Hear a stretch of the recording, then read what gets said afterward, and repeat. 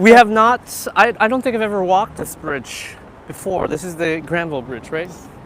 Yes, it's been under construction, but hopefully... Center of everything. Exactly. And how are you doing, Harrison? I'm doing great, yeah. That's Weather awesome. in Vancouver's super solid. Right. You know, can't complain. 100%. It's a So, Friday. for the folks that have not met you, because for the last week or so, me and Jaden have been in SF, and now we've come back yesterday and Welcome back back. in the up. Thank you so much. It was incredible. We had a recap in the last video of what happened in the summit. So, Harrison, how about you tell the folks a little bit more about yourself? For sure, yeah. So, hey everyone, I am Harrison. I'm a product manager for Future Primitive. Just joined a few months ago. But yeah, I don't know, where do you want me to begin? Maybe rewind it all the way back. Yeah. Rewind it all the way back. So yeah, I know Benny for a while now. For about 7-8 years we met at UBC. He was a mentor of mine really early on in my first year, and he's kind of followed my journey through the different years there. But yeah, no, where do I begin? Into a bunch of different things. Yeah. I studied business and computer science at UBC. I like to do pottery during my free time, like to go rock climbing. I'm a yo-yo player as well, which I think we'll get into later. But yeah, a handful of things. That's a quick introduction. I mean, for all the years I've known Harrison, he's been incredible at everything you do. Thank you. From yo-yo to pottery to school to starting your own startup. Talk to us a little bit more of your own personal journey and starting your own company in Toronto. For sure, yeah. So during my last year in university, I took a while to graduate. It took 6 years. I was trying to decide, okay, what do I want to do next? And for the longest time, I've always had this idea of starting my own thing. I just didn't know exactly what that would look or feel like. And so in looking for full-time jobs, I was just like, maybe I should, instead of doing this, I should just dive right into it and see what it's like to start my own thing. And so I joined this accelerator / incubator for new grads called Next 36. And that was a crazy experience from, finding co-founders to trying out a bunch of different problem spaces and a bunch of different ideas, creating really quick MVPs there, landing an idea, getting to that point and scaling that up, then splitting up with my co-founders and then selling the company. So it's just this up and down. Is that all in 1 year? All in 1 year. Holy all in moly. 1 year. Yeah. And was there 36 companies for this program, or how did that work? So the way that it worked is that there are 36 founders. I see. And so half the founders came in with existing business ideas, and the other half came in wanting to start something. Right. And so I was in the other half. I was like, okay, this is something I want to do. I don't really know where I want to begin or who I want to start this with. Right. And so the program was nice because there's other people who are very committed and interested in doing the same thing. Yeah. That's awesome. And I think what's really special, Harrison, is you're what we call a multi-hyphenate in that way, right? Where you love to boulder, you love to do pottery, you are a yo-yo champion, you have your own yo-yo company, and you're now at Future Primitive, and you also have a Substack. And so, talk to us a little bit more about how you think about all of these different hobbies and how they kind of make up your identity, or it'd be really interesting to hear your perspective. Yeah, for sure. So I don't know, growing up I've always had just a mixture of interests and kind of bouncing from one hobby to the next. I think one of my first hobbies actually was collecting dish sponges, which is super crazy, so crazy and stupid. And then from that it became I don't know, I was very particular about, I love balloons, and I was very particular, and I like pear-shaped balloons for some reason. Pear-shaped, wow. And then that transitioned into more, I don't know, traditional things like Lego and I don't know, Pokemon cards and that sort of thing. But I've always been really interested in different hobbies and I guess ways to explore my curiosity. Right. And so eventually stumbled across yo-yo because one of my friends brought a yo-yo to school one day, and he was like, oh yeah, try this thing out, Harrison. I was like, oh, this is sick. I can make things in shapes with formations with my hands. And did you pick it up right away, or it took you a little while? It took me a while, but I think for the first little bit I was just obsessed, right? I was just obsessed with it, with this new toy and this new way of both expressing myself, but then also kind of solving problems and forming different shapes and sizes. And so, yeah, that was I would say yo-yo has been, I guess, my biggest hobby my entire life. But yeah, since then, through yo-yoing and through traveling and through meeting people, got into climbing and into pottery most recently as well, and a bunch of other things. And I think the through line, I guess you could call it, is just curiosity within all that. And so last year, after a year of startups in 2023, last year I decided to take a creative gap year of sorts to travel and to start a yo-yo company and to explore different hobbies and interests. What's the name of the yo-yo company? It's called Canopy Collection. Incredible. And like all of these things kind of like come together, and for all the years I've known you, I'm like, this is Harrison. This is very Harrison. So when you think about other hobbies, like, do you imagine yourself picking up new hobbies, adding to this list, or in your mind do you kind of like have like these pillars and you're like, oh, this is, you've kind of discovered who you are through these mediums? I feel like it's constantly changing. Like a couple of years ago, I was really into hip hop dance, and that was before the pandemic, and just express it similar to yo-yo. Instead of expressing myself through shapes and forms with my hands and the string, it was through my body, and I really enjoyed that. But I kind of fell off during the pandemic. I was like, okay, and didn't get back into it. But then I got back into climbing and pottery. So definitely certain things where I'm, yo-yo is something that I've done all my life, where I don't imagine a day where I don't pick up something like that. But I could, rotate out of climbing, get into something else. And so I feel like, I don't know, identity is constantly shifting with those different pieces. But I don't know, look to those things to really ground me and stay, I don't know, there's a lot of, I find that something that I learn in climbing might inspire like a yo-yo trick, and something that I learn in pottery might inspire, I don't know, work, and kind of creating those connections. Interesting. And so talk to us a little bit more about like social media, social networks. Obviously from like the business side, you have the Canopy Instagram account. It's incredible. Like all the filming, all of the videos that you guys put out. Like, how do you view social media or social networks personally? Like, do you use it? What do you use? And like, how do you use it? Yeah, so I was a really early adopter of Instagram, actually. I don't know, I think the first Instagram post I made was when I was like 11 or 12 or something. And the main reason actually was to connect with the yo-yo community. And so the yo-yo community, for some context, is dispersed all around the world, and it's fairly tight-knit, but we only really get to know each other through like an online kind of media, and then we meet up at these contests, very similar to like the crypto or blockchain space,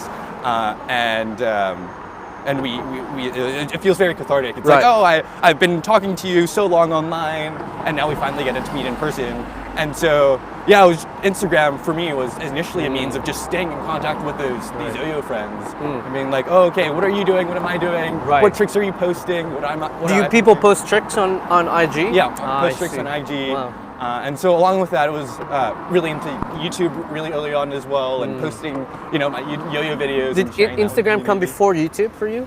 I think YouTube came before Instagram. Okay, got it. So YouTube first, was posting tricks there. Like literally just like pulling up my laptop, clicking record, and just doing yo-yo tricks, and then just uploading that directly. And then Instagram. But yeah, Instagram has been that means of connecting with the yo-yo community, and I think the way that I've used Instagram has definitely evolved as well. I think when I first started posting, I was just like, I just didn't care. I was like just posting and being true to who I was. But I think that, I don't know, with the switching from like a chronological feed to like more of like explore and recommendations, and the whole kind of influencer economy, and how the platform is so different from what it is now. But so would you say that you've shifted how you use it based on like the algorithm, and how it used to be more of just like post anything you want, and like the video or the photo doesn't have to be perfect, but now it's like there's a certain pressure oh, I need to have this look a certain way? And do you have expectations of like people liking it, sharing it, or views or anything like that? Or Yeah, definitely. I feel like, I don't know, Instagram has become every like individual's like personal mood board of sorts. So Right. it's like, okay, what pieces or photos or things kind of best express yourself at a glance, especially on your profile. And so I don't know, the way that I use Instagram now is a lot more, I guess, curated and like Right. choosing specific moments and Right. but I feel like I show that larger part of myself through Instagram stories and Right. just the more ephemeral kind of Yeah. side of things. But Do you use Snapchat or? use Snapchat with my family actually. Oh, to really? share photos Wow. with them. But that's the only thing. Yeah, just sharing photos. That's awesome. Yeah. That's like, I think, an outlier case of Yeah. like using Snapchat with your Yeah. family, but that's sweet. And look, we've talked a lot about, you know, how social networks have evolved from the very beginning, where you friend somebody and all you can do is write on their wall, you know, Yeah. or like on MySpace, you go to their page and you write there like a guest book. And then we kind of moved into this area where then you friend somebody and there's like a feed that shows all your friends' updates. But then the challenge of that is like your friends are not always posting about their lives, or whatever they're posting may not be super exciting or super engaging. Yeah. And then we moved into like the friends feed with some recommended things inserted, which allowed for discovery, for you to like, oh wow, I didn't know this person, but this is super cool. And then now we're kind of like in this For You page era where like the whole feed is not even made up of friends or family, and it's just like random people with videos or photos that serve to you, and depending on how long you watch the video or your interactions, the algorithm starts Making to a feed profile you of more. you, yeah. Right. And like, I don't know about you, but I do, on IG, I spend a lot of time looking at like designer stuff and brands and like logos. So I get a lot of that. Like, I'm sure everyone, you know, their discovery page is like full of things that they look, and I think I've seen several videos now, and you shared some with me too, of like this generation, this like larger topic around like this generation feeling the fatigue of algorithms, and how, you know, we all know how it works. We know how our data is being utilized for ads. Like, we know how the game is. And despite that, because all of our friends are still here, or like we find entertainment, because frankly it could be quite lonely, you know, nowadays, especially post-COVID, that like we're kind of in this really tricky situation of balancing like what we actually care about, which originally, as you said, was to connect with the yo-yo community. Do you feel like nowadays that you are connecting deeper with the yo-yo community, or are you like finding it like not really in service of that? Yeah, no, I feel like I'm filtering, again, to your point, filtering through so much noise to get to the content that I want to see on the platform, and half of it is like relevant to my friends, and the other half is just like, I don't know, slop of things that are just pushed and forwarded to me. But yeah, one of the things I used to do was just like, there's a couple of like yo-yo community hashtags, one of them being Trick Circle. Trick Circle. And I used to go to that every single day to get daily inspiration. Oh, sick. And it would be like chronologically ordered, and I'd see, okay, like who are some of my friends who posted here recently, and I don't know, ever since, I don't know, Instagram changed, the For You page, you can't search for that hashtag anymore.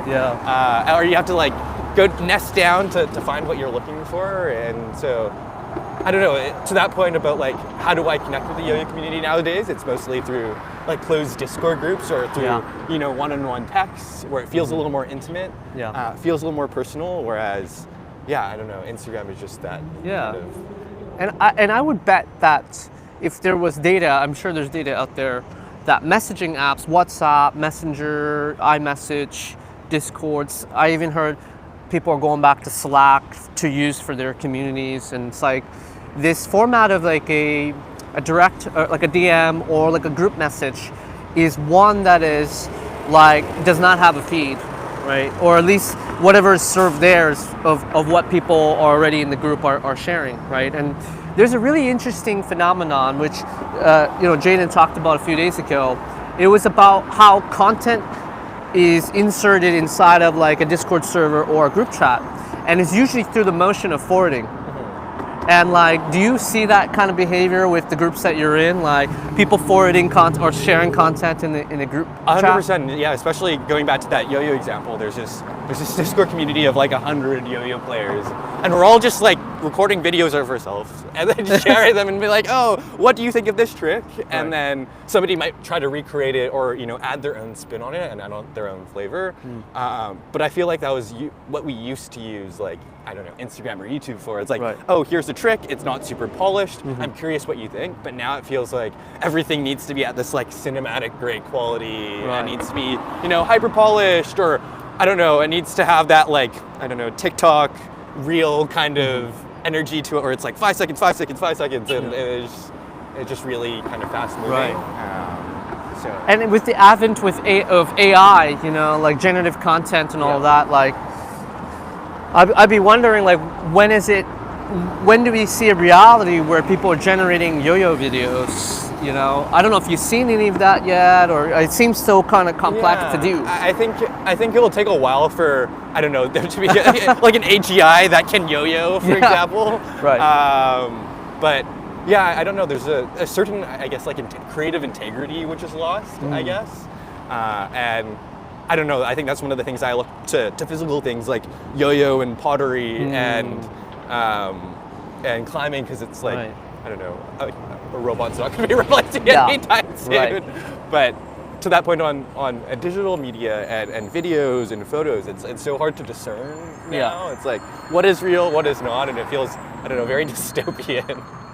And I think as a way to end this great conversation is there is this movement of IRL where people are actively leaving the house and seeking meetups, gatherings, picnics, or third spaces to connect with a person, one-to-one or in many, and to see the person in real life. And I think, like, everything that we've been trying to do with perma is to give back time to people, their attention. We don't have a feed, we have an inbox. You receive the photos that people are actively sending to you, and then you can decide to forward it or discard, right? So like we really do believe in that, and I'd be curious to hear your perspective of, like, since you've been working on perma for several months now, like, what's your raw perspective of it? Like, it could be the good, bad, and ugly. What are some things that you really like and things that you would improve?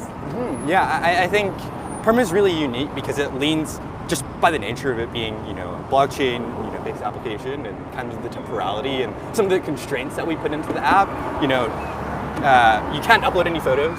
There's no AI content. Everything has to be taken in the moment, and I think it kind of reflects some of the, I don't know, early origins of Instagram, of just like, being in the moment with your friends and sharing kind of meaningful moments and how you want it to exist kind of very authentically through different mediums. So there's that component.